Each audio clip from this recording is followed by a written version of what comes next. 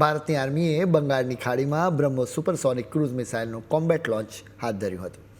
આ કોઈ સામાન્ય પરીક્ષણ નહોતું, બિલકુલ યુદ્ધ જેવી સ્થિતિ સર્જવામાં આવી હતી, જેથી મિસાઇલની ખરી તાકાત ખબર પડે.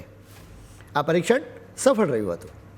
મિસાઇલ 34.57.44 પ્રતિ કલાકની સ્પીડથી પસાર થઈ, એટલે દરિયામાં રહેલા ટાર્ગેટને નષ્ટ થયું.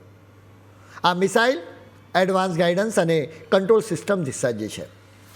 ટૂંકમાં આ મિસાઇલ પોતાની રીતે જ સ્માર્ટ છે. આ મિસાઇલ 3457 પ્રતિ કલાકની સ્પીડથી પસાર થઈ, એમ છતાં એ હવામાં ધ્રુજતી કે ડગમગતી નથી. એની પાંખો, એન્જિન અને બોડી એવી રીતે બનાવેલી છે કે આટલી ઝડપે પડે સીધી, સ્થિર અને નિયંત્રણમાં રહે છે. એટલું નહીં, એ ટાર્ગેટ ચૂકતી નથી. એ ટાર્ગેટથી મેક્સિમમ 1 મીટર દૂર પડે છે. તમે વિચાર કરો કે મોટું જહાજ કે બંકર હોય, એમાં 1 મીટર આમ પડે કે તેમ પડે, એનાથી ઝાઝો ફરક પડતો નથી. કેમ કે આખું જહાજ કે બંકર કે શહેરોને નો એ આખો વિસ્તાર ખાક થઈ જાય છે.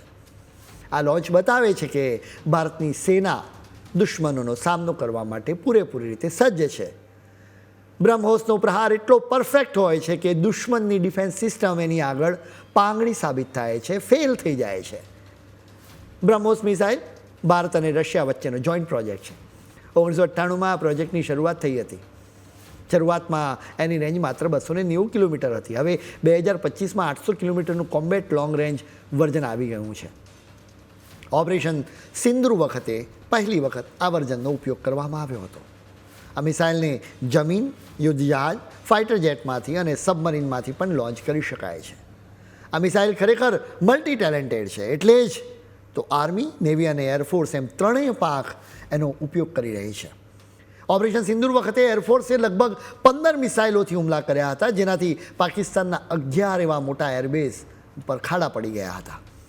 એના પાવરથી પાકિસ્તાન થરથર કાંપવા લાગ્યું હતું. આખી દુનિયાએ એ વાત નોટિસ પણ કરી હતી.